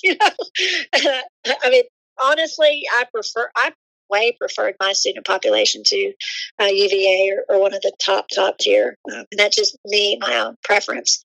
But they're going to figure out some way. I think I did send you something of the free tuition, though. Somehow that's ringing a bell. Let me just think. Yeah, it must have been a neighboring university, but I do remember that they were offering free tuition, and but it wasn't for students that were already there. It was for students that were incoming if they were coming in from the state of Virginia, I think. Right. I just, there's so much of that it gets confusing. But they had to But live on campus. I think that was the whole thing. So they were still bringing in some money, even though they were so desperate for bodies, to receive some state funds, I suppose. But yeah, it just didn't, it seemed like a desperation move. right. And so much of that's happening at all the Virginia higher ed institutions that I think I know for sure they were not giving them housing free. And it seemed like there was one, though, Sean, that was going to be free tuition and free housing. Do you remember that? I do. Yeah. That was not mine, but it seems like there was something that was going to happen for military, and that was for all of Virginia. They were going to switch something to where something would be free, but yes, they'd be responsible for all the fees and housing. And that would really sort of look like the same thing, but in a roundabout way. And I think it was attached to military families, if I'm not mistaken.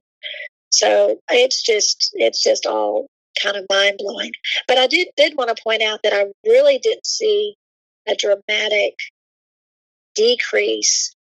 And we would get those letters all the time, right, from the president, just droning on and on about how we're still fine, everything's good here, and I just really did notice that the word graduate, it really had both. It said undergraduate and graduate programs were above or at capacity, something of that language. So, yeah, I mean, there are some bright spots, but are they closing some departments and stuff? I don't. It seemed like there was a little consolidation. I think I kind of remember. I mean, at some point, I just couldn't even open those emails. Sure.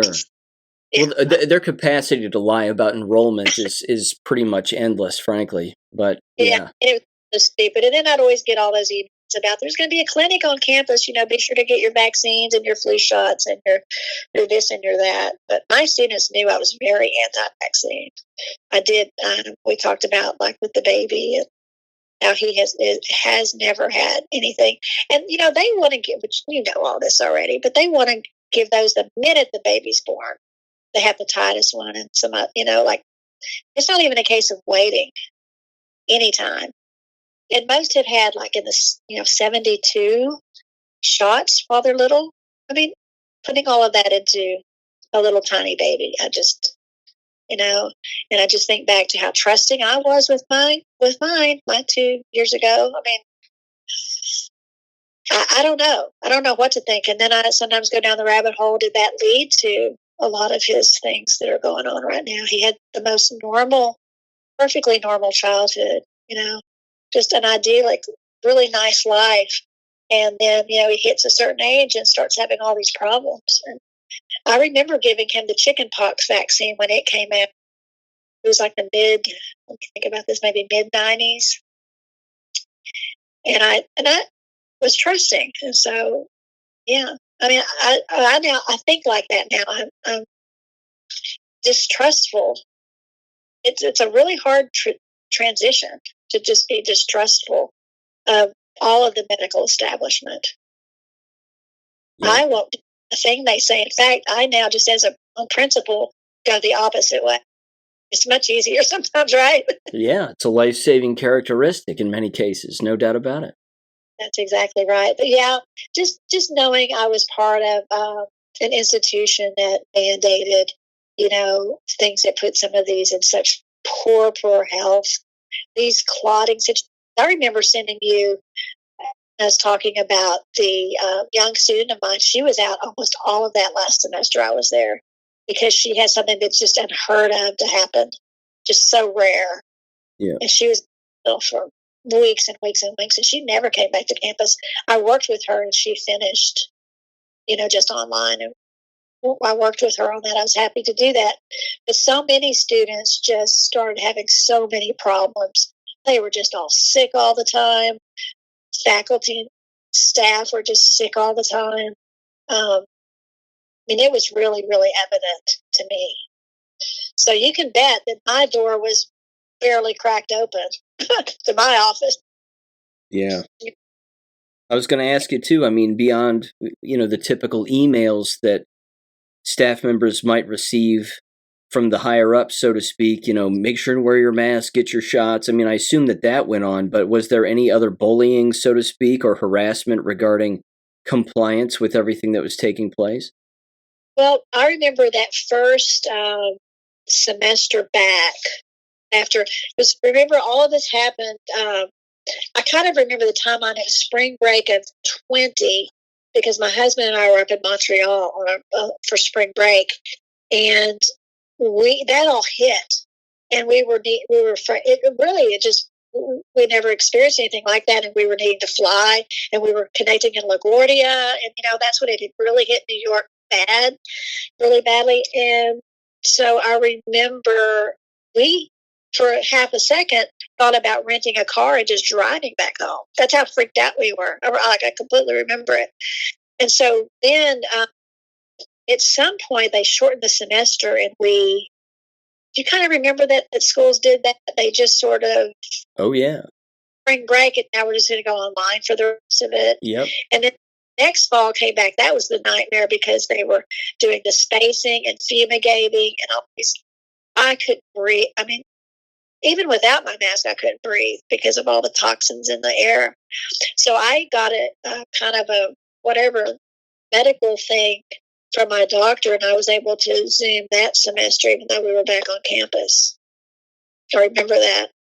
So, I mean, in my mind, was I penalized a little bit for that? Maybe. I remember the chair of the hiring committee, which was just comprised of 3 department members. I remember he came back and real snarkily said to me, when I finally came back that next, when would that have been? It doesn't matter. He was like, I feel like I haven't seen you in a year. I don't know. It's a combo. I think the biggest thing is the really good friend of another professor. Yeah, it gets hard. Yeah, I'm sure that just easily happened, right? It's terrible. It's terrible that they've crushed their own line of work, and they don't even know it. Well, listen, there were students who were just flat out, they're changing their degree. They were not going to continue anymore in the psychology department. There were some that just wanted to leave the whole university. They were so mad about it. I believe it. Felt like, I was done wrong. And they had no words. They were angry. They were sad, and they were just angry. And really, when you investigate this, like I did, like what term limit, and like, does this really happen? There's a big pushback in higher ed on having these limits, because you do become such an integrated part of the faculty in that department. And gosh, I would lose count to try to figure out how many letters of rec I write for my former students, and now suddenly don't have an email there anymore. I mean, that I had the email till I think August, something like that, and then they turned it off, and I had to get them to turn it back on because I needed to get copies of some things, right? Sure. So I made sure, that day that I told all of my students, or maybe I did it my end of the semester letter, but I gave my personal email, of course, and said, I won't be here, but I'll be busy and doing things, and I want you to always be able to. And they have followed through with that. I hear from students all the time that need a letter of rec, since they knew how to find me. So yeah, I know I touched lives. I know I did, and I know what I meant to those students, and still do. And again, you can only do so much in that little semester you had together. But I was always the professor that they took. If I taught 3 different classes, they took all 3. And it wasn't because I was super easy either. I had a pretty good distribution of grades, but they connected. They knew I cared, and they, I don't know. You know what I'm trying to say? I do. I get it. Having a good heart and common sense goes a long way. And they knew they could trust me. I think that's probably the biggest thing. I wish I could have been a little more truth-telling a little bit earlier, but I was afraid I would definitely lose my job if I did that. And so but again, once I was out of there, oh my gosh, it was such relief. I know you could. I mean, I still wasn't fine. I still had bad nightmares. I still, as recently as a couple of nights ago, had a nightmare about my department chair. Isn't that silly? But I mean, It it happens does. all the time. Yep. Yeah, I mean, I didn't have a full breakdown, but I really understood like what happened to you and what you went through, because I got into talking to someone, a therapist, right when it first happened, because I was so tired of not being able to sleep at night and waking up with nightmares. And evaluative situations are already very anxiety provoking. And then you're finally told no. Oh, I know something I probably but I didn't mention today, is I interviewed for the position. Well, I'll back up. They were interviewing for 2 assistant professors and the lecturer. And I interviewed for both because I'm completely qualified to have been moved into an assistant professor, a tenure track position. And they let me know right away that I was not even being considered for those 2, because my degree was in educational psychology instead of just straight up psychology. Does that make a break? That's ridiculous. So little old me, decided to go, reapply for the lowly. And I even told my department chair, I said, lowly lecturer.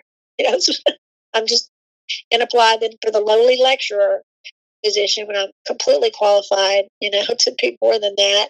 And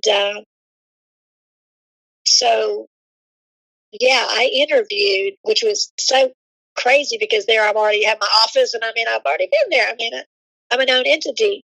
But you obviously have to still go through the process. So a Zoom interview with the hiring committee, and on that hiring committee was the person who was the chair who hired me. So I felt like she was probably always in my corner. I guess it ended up being a 2-against-1 thing. Maybe, I don't know. I would like to think, because she thought it was all silly that I was having to go through any of this, that I should just be able to stay. And it was all ridiculous. At least that's what she told me. But so we do that, and then I'm, given a letter saying the campus visit where they bring you in from out of town, although I'm right there. So that all was a little silly, but it's still, we went through all that in-person interview, and I went and talked to the dean, who I already knew, and the VP, who I already knew, and all that rigmarole. So that was in October, Sean. And I did not find out I wasn't rehired until middle of March. What is that, 6 months? Yeah. Now that's what led me to therapy, because I even went into my chair and I said, look, I had got to know something. I said, I just can't handle this anymore. I said, it's so weird. I'm being told not to even go to department meetings because they're going to be talking about the positions. I just shut down in my office because I didn't know who was there to be trying to get my job, right? And I didn't know. But then I found out that she was coming to campus February 20th. So you see how much time's already gone by? Even why would you? So they were. I don't know. I don't know. I've never heard of something being that drug out. So that you can at least make other plans and just sort of, It sounds like they were dead set on having you not there, but they were not getting the candidates that they wanted. Well, you're right, and I was told not that personal part, but they said that magically once it turned into January, they started getting some good applicants or some nonsense like that. Mm-hmm. So it's their loss. Yeah, it's just it's what needed to happen. It's why my instincts were really telling me not to even apply for it. And I really was pretty close to that. I think that would have been, we talked about it. I was really close, but then I thought, what the heck? Everything's up to date. It's just a little letter to, my colleagues, and just what, you don't have anything to lose, like just go ahead and apply, and you don't have to accept, just see what it's, just do it. So I did. And then, boy, that turned into the biggest nightmare, and literally nightmare, because that's why I sought therapy, was I couldn't handle I've never in my life had a problem with not being able to sleep, but I was waking up, having nightmares, and then not being able to get back to sleep. That's what was happening. And I imparted all of this to, my chair. You know what the icing on the cake is, Sean? I never even got a rejection letter saying we decided to hire someone else. Oh my God, you're gonna have to get in line on that one. In the 350 some odd applications I filled out for higher ed positions, of which I was qualified for, I probably I didn't receive rejection letters either from the vast majority. I guess you're right. I'm taking it too personally, but I thought since they were what I thought were my friends, at least colleagues, at least sort of, friendly people to me. And some of those, by the way, were even actual face-to-face interviews that I had too, just like you. Same thing. I would have to call them and say, so I'm assuming I didn't get the job because you didn't email me back. Right. It takes 2 seconds for them to send out. That's just how it was. It got really funny there toward the end, where I guess they knew that it wasn't going to be me, and the one who was the chair of it, who was just across the hall from my office, right?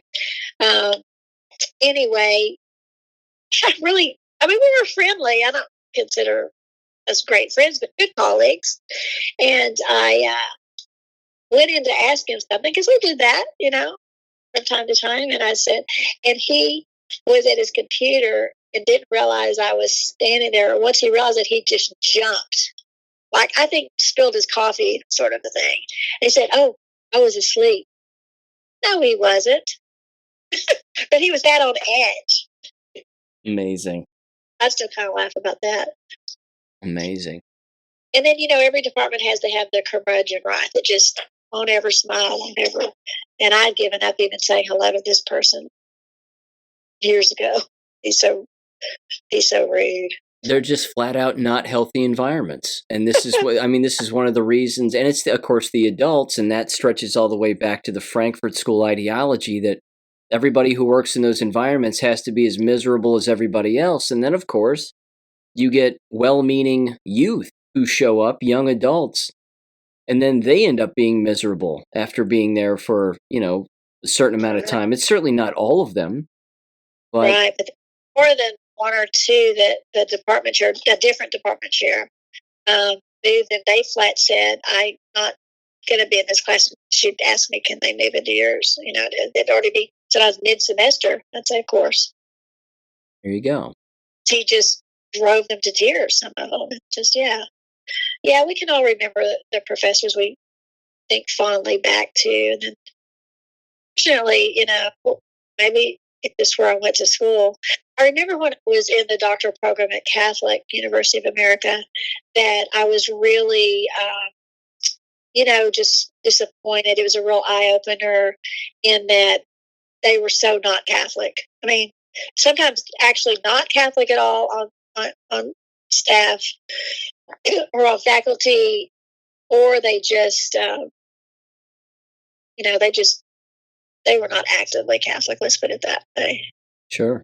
The students were, but I didn't see any kind of great examples of anybody.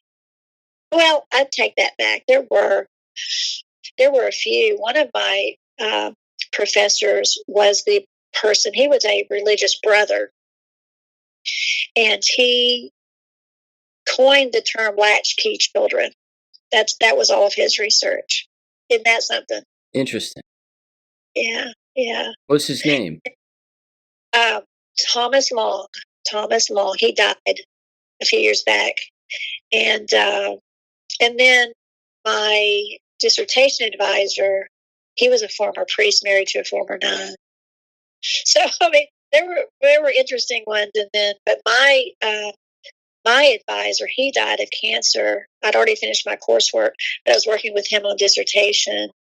And they were all very liberal. Almost everybody I'm talking about were very liberal. And then another one died, and then they just died off, all of my advisors and this and that. But I finally, if I didn't mention it earlier, the clock ran out on, 7 years you got? Yeah. To get with everything. So I even did proposal, and they did not. Oh man, I was crushed because you write your first 3 chapters. I had done so much work. That was looking at the moral development. Gosh, man, I had done so much work on that. And they just decided I wasn't going to have enough time to finish it. And they had already stopped that degree program. And it was just going to be too much trouble, I guess. But that's where I should have finished right then and there. But I took a master's degree from it, so at least I got the door prize, right? There you go. That works. And, that enabled me then to jump into teaching, now that I think back to it, at the community college level. Because even though I didn't have my doctorate yet, there was a program where you're trying to get finished up. And it's sort of like a master's, I forgot what they call it, but it pushed me to the top of the line of getting hired. And I had really good experiences at the community colleges where I taught. And I could probably go back to any of these, but I'm not even trying to work online, really. I even told my chair this in my parting, well, it wasn't even my parting words. It was when we had a Zoom call, and I'd found out that they had made an offer the day before to someone else. And I said, and if you think for 1 minute, this was a proud moment for me. I said, if you think for 1 minute that if this person declined your offer, that you can come back around to me and ask me, the answer is a huge no. So just so you know, I said, in fact, I am so completely disgusted. I'm completely getting out of higher ed forever. She's kind of by that. Yeah. But I did. That's happened in numerous professions, yeah, and it's certainly happened within the last 4 years. And the colleagues that I do have that are still there, not that many good friends, but I've got one in particular. When I was still really kind of up and high on my job and enjoyed it, she hated hers. So most of the people really don't enjoy. Really, not to the point I enjoyed. I was like, well, I was still seeing the good in it, I was still glass half full. But there are some who are just absolutely so miserable. Well, see, right there, let me do this. Let me round out the conversation by saying this, because I think you would agree with me on that very point, is that right there is the pinprick reason, certainly one of them, if not the reason, as to why the education business, quote unquote, or indoctrination business is in the state of affairs that it is. They're so willing to accept any new program, policy, change in environment, whatever it may be, and every excuse that comes with it, that they don't know that all of that is detrimental to not just them, but their students. But in the end, perhaps the vast majority of them certainly just don't care anymore, that they're just in it for a paycheck. And as a result, that, of course, that mentality, that entire, well, let's just get by to get by, that just filters down to students, and then they grow up past college saying to themselves, well, I just need to get by. Let me just do enough to get by. Right. And then they end up getting hit in the face with reality that that's not how the real world actually works. Right. And, I have, in all honesty, admit that in these last couple of years, I don't remember it being more than that. I remember thinking, if I have to give this lecture on this or that one more time, I just can't. There's got to be something more that God wants me to do. Like, I think of my time here, and I think it's been a great career thing, and et cetera. But I remember vividly, and I was surprised. It surprised me. Really thought, I can't keep doing this. I want to do something more meaningful that reaches more people. And just that, and it really sort of, I won't say it scared me, but I am tired of not being really me and really being able to tell them about the things that I really want to be teaching and telling them about. Yeah, see, that has to be the new America. That has to be it has to be a revisit to the way that things used to be, to where you have freedom of speech. That if I say something in a classroom or I say something in what is supposed to be an educational environment, just because somebody disagrees with it doesn't mean that they report me, to their university Bolshevik task force where I end up losing my job. Because Right. that exists on almost all college campuses now, where anonymous complaints can be made. People can be guilty before proven innocent for, again, expressing their thoughts on a particular issue that has something to do with what's either going on in the classroom with their subject matter or with society. And Right. if you can't have those open conversations with people, then we're doomed. But until we get back to that, we just have to keep advocating for the right thing to take place, and we have to ostracize the people who want to pretend to be a communist or an actual communist. You call these people out, you fight fire with fire because they're assuming that you won't. So, yeah. That's very, very true. I'm just thankful for your podcast because I have never found one that encompasses everything. Because you touch on everything, just education. But I can really credit you to opening my eyes up about all the education system. I absolutely can credit you because I do listen to a fair amount of podcasts, not as many as I used to. But whenever I was first learning about the COVID line, how that, and I remember when a friend of mine was, but there is no such thing as a virus. And, you talk about that, and I've asked you further on things with that. But no one is just holistically focusing in on the education system. I mean, I guess there are. I mean, but I don't know. I don't really know of anybody that's really as comprehensive as you are with your podcast. So I really thank you, and I really count on you. Like if there's only one, if there's only one I listen to, it's yours. Like super faithfully, it's yours, and I love it when you have interviews. That's why I was really looking forward to talking with you today because I haven't felt like I could, come out of the closet. I guess you could say I couldn't be true to. All right, well, I really was wanting to sue them. That was the biggest reason why I didn't want to talk about it. But it feels good now, and I hope we could chat again and about other. I could go down many different rabbit holes. It probably some way would always relate back to education, right? But yeah, I mean, it's just I would consider a top passion. The early childhood development and getting parents to take back their authority, not believing what schools are telling them, and just like with the medical profession, you can't just blindly let your child be with this person all day, all these people, this particular principal. There's so many bad guys out there in the whole cesspool system. And even if the privates too, as you say, it's not just the public schools. I'm not just picking just on them, but don't give up that authority to your child all day long, being with these other kids that are not having any kind of home life like you're instilling in your child. Why would you do that? It seems so clear to me now. But, I thought I was doing the right thing sending my kids to public school. I really did. That was years ago, but still, because I had what I thought was a good experience.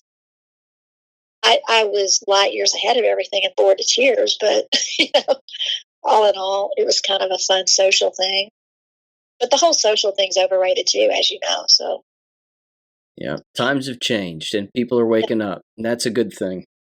So I don't know how I would maybe want to go about it, but if I can do my little part of really bring back home learning, and I do try hard to always say that because it really is the right word, the right phrase. Lifelong learning has always appealed to me. Yep. Oh, that's why I wanted to go into educational psychology. I believe, that's even like assessments, for the ACT, SAT, and things. That's why everyone's gotten away from that so much, is they just want to be able to let everybody in. And college isn't for everybody. And It's just been so. College is now as drilled in as 3-year-olds getting on a bus and going to what they think is school. It's like that's just what you do next. After you graduate from high school, oh my gosh, I have to go do this. And once you're in those settings, you realize, dogs do about half of them have no business being here, and they're just getting set up for failure because they can't do the work. They have not been made to write or read for years and years. It's true. They tell me that. Yeah. Like it's one thing to not know how to use APA style, but they have never.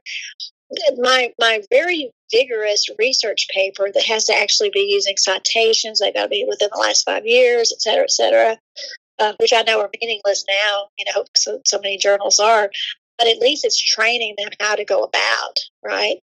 They will tell me that they'll call it an essay because all they've ever, even if they've been required to write at all they're used to is that they've just written some little few sentences or paragraphs about themselves, some experience, some type of an essay. They don't know how to write academically. And you can't blame them. They just never were taught. Exactly. Which is why the most immediate environment when it comes to learning has to be in the home, and people have to look around them and see who's there, and that's who the family is supposed to be educating. Exactly. And my little, toddler is getting an education every day. I mean, it's fun. I mean, it's a blast and living like we do on the land. And he's just every moment is learning of what he needs to know for right now. It's not a lot. You just make every opportunity. It's such a rewarding experience to get this chance and take these two little lives and just have time with them. It takes time.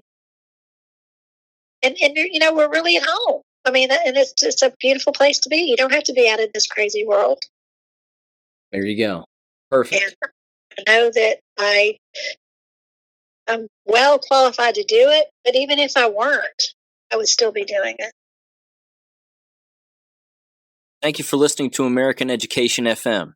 Make sure and check out AmericanEducationFM.com for more information. Take care and God bless.